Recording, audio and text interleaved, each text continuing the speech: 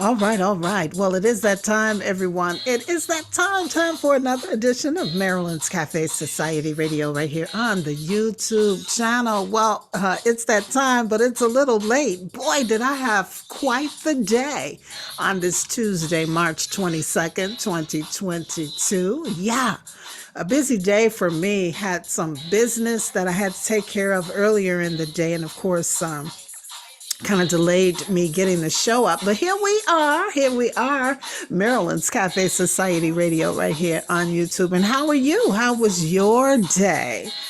Happy spring, by the way. And of course, I'm just a bit concerned. Have you made the adjustment to daylight saving time? Is it daylight savings time? Yes, that's what it is. Daylight savings times. You know, we sprung ahead and lost an hour. Well, listen, have you heard that Congress is attempting to make daylight savings time permanent?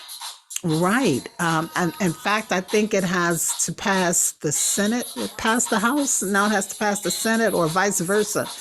But anyway, they're going to put a stop to all of this madness with the clock springing forward in the spring and falling back in the fall. They want to just stay with daylight savings time where we spring ahead and stay there. And I think it's set to start in 2023, the spring of 2023. So what this means is they want to shift the darkest part of the day, specifically in the winter months. You know, that's when we get the darkest, where it would be darker in the mornings and we'd have more daylight in the evenings. And there's a rationale, although I don't quite understand it, but I guess they're thinking that more energy will be conserved if we have extended daylight in the evenings as opposed to having most of the daylight in the mornings during the winter months. Because, you know, right now, the way it's set up, by the time we hit winter and fall back, we get dark here in the Chicagoland area as early as 4:30 in the afternoon on those particular week, you know, the longest particular weeks of darkness. But when we stay at daylight savings times, from my understanding, the darkest part of the day will be in the mornings. So, for example, the northern parts of the United States, in some areas, some states will not see a sunrise before 9:30 a.m. on some of the, you know, winter days. And, you know, in Seattle, it would be like 8:57 a.m. In Indianapolis, on the latest sunrise would be at 9:06. St. Louis, they would experience it at 8:20 a.m. So it's all about the location. And so, yeah, there you have it. Now, I do remember just this last fall when we had to fall back before the clocks actually went back. I recall it being after 7 a.m. On some mornings, and it would still be dark.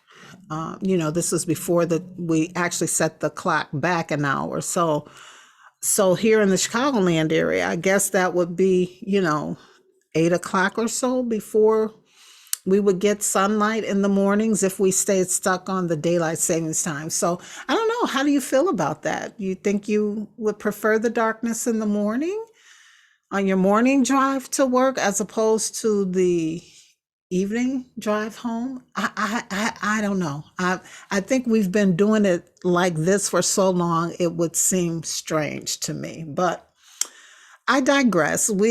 I'll give it more thought. You know, I'll kind of go down that rabbit hole of what daylight savings time would look like during, you know, the deepest part of winter, and see if I think I would prefer having the daylight in the mornings as opposed to evenings or vice versa.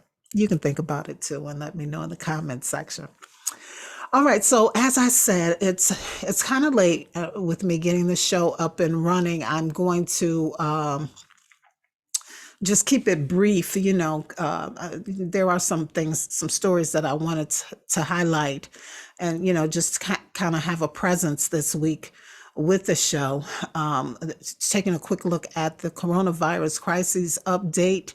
Again, with the data coming from the Johns Hopkins University, the number of COVID-19 cases globally is now at 472,092,602. The number of COVID-19 deaths globally now sits at 6,097,311. In the United States, well, we confirmed a little more than 79.8 million COVID-19 cases.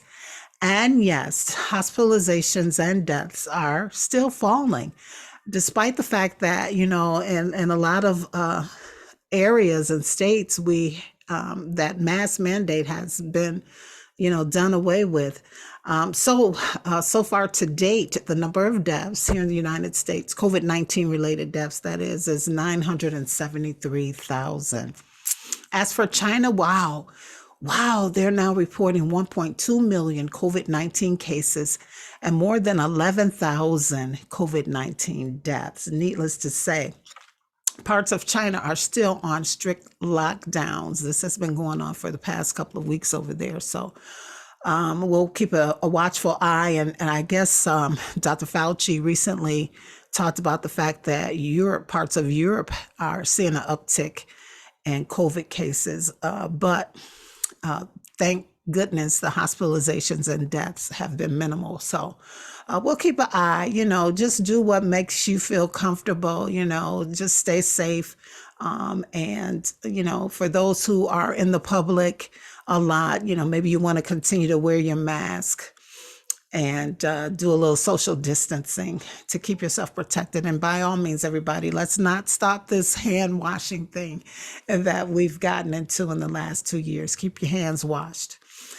All right. And then real quickly, in other news, President Biden warned that Russia was exploring options for potentially launching a cyber attack, and of course told businesses to beef up their cybersecurity defenses to have minimal damage. And of course, the White House and other officials have said they've detected some preparatory activity for a cyber attack. So be on alert for that. Also, President Biden is expected to announce additional sanctions against Russia at the NATO summit this week. And according to Jake Sullivan, who is the United States National Security Advisor, a key part of the next round of sanctions will focus on enforcement, which includes stopping other countries' attempts to help Russia evade economic penalties. We'll keep a watchful eye, everybody, and remember to stay prayerful. And the biggest prayer is to cause these attacks against Ukraine to cease.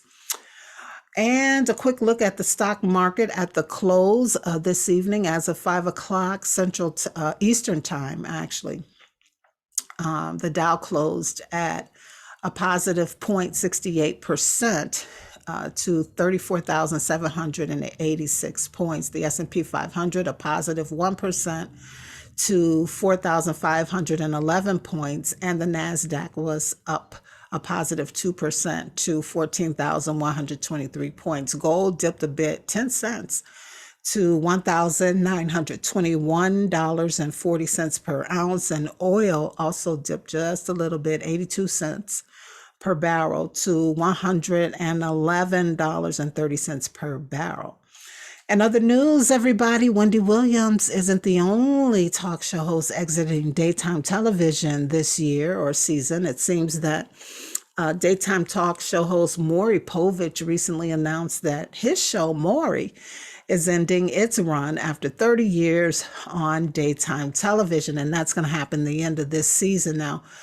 In addition to his announcement, an NBC Universal executive told some media that the network is canceling Maury at the end of the 21-22 season, which happens to coincide with Maury's planned retirement anyway. And so just to refresh your memory, the show Maury Povich, the Maury Povich show, first launched in 1981, and then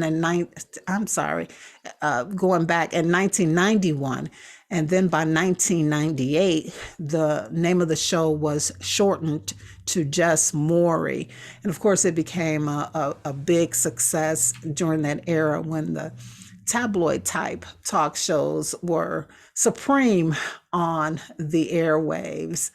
So congrats to Maury on his retirement, and 30 years. My goodness, that's awesome. All right. Well, listen, have you heard of the Metaverse Fashion Week? No, neither did I. But I stumbled upon this and I thought it was interesting and I wanted to share.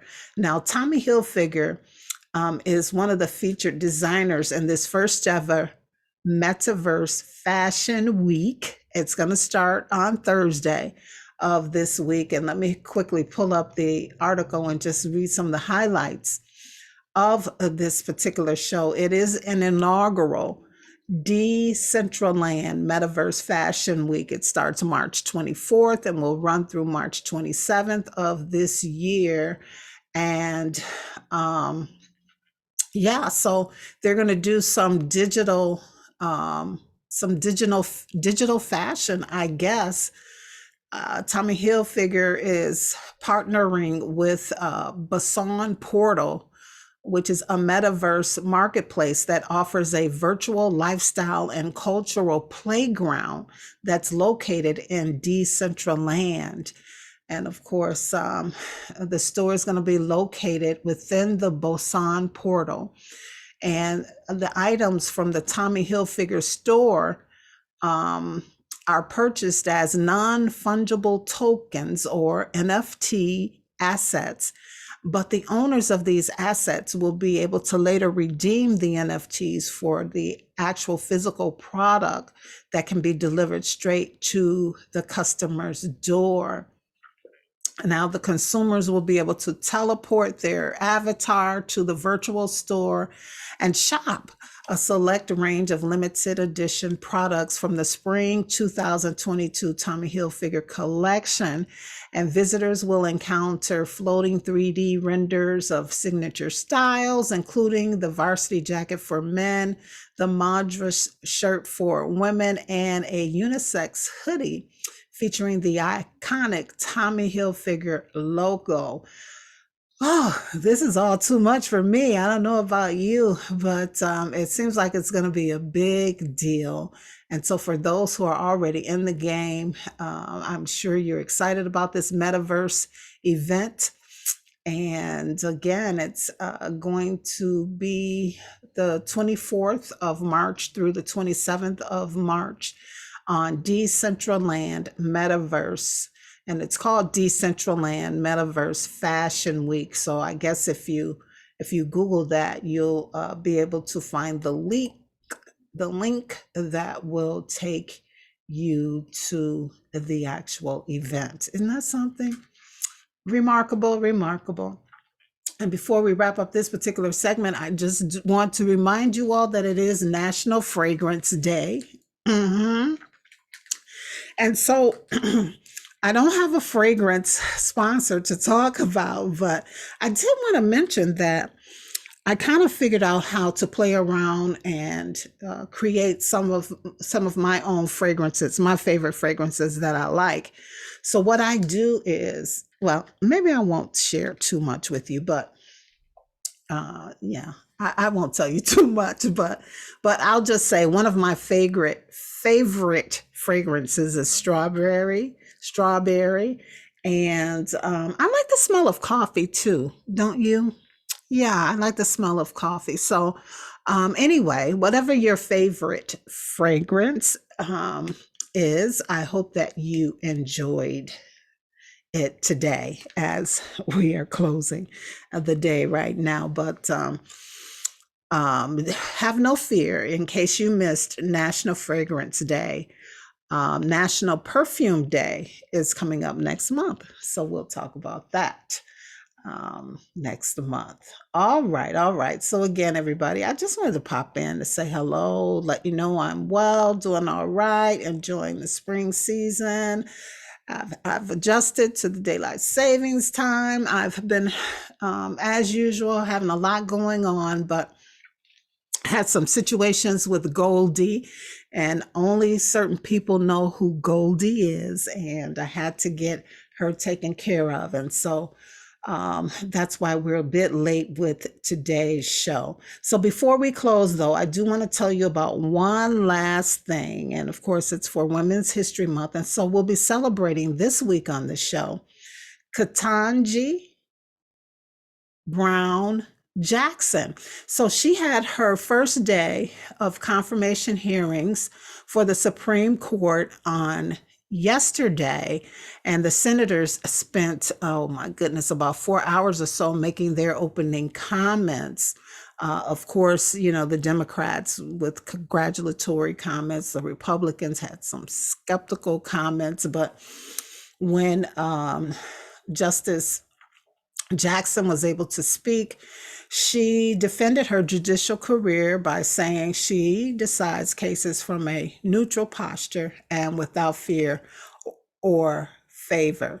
And so she spent today taking direct questions from lawmakers, and boy, were they grilling her. And of course, if she's confirmed, it would make her the first Black woman and first public defender on the Supreme Court of the United States.